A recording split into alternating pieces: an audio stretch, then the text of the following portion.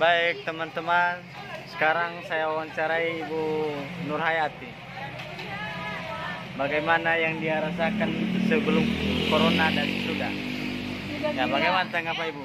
Kan udah gila. Bagaimana? Yang Ibu rasakan gimana? Sekarang gua.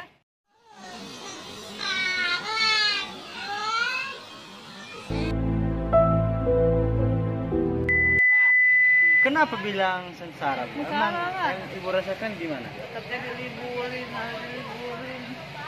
Sekarang itu, sebelum corona gimana? Tahu. Sebelum corona Sebelum corona ya enak lah. enak ya? Kalau sekarang nggak bisa pacaran ya, karena Gua suka bisa pacaran. iya Bu ya?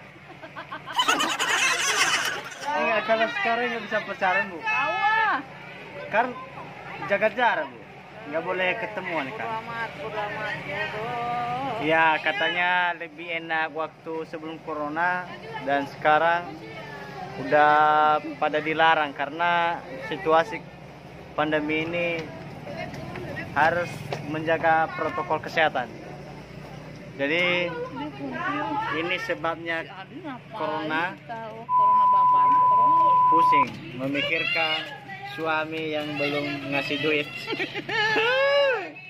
Ini ya.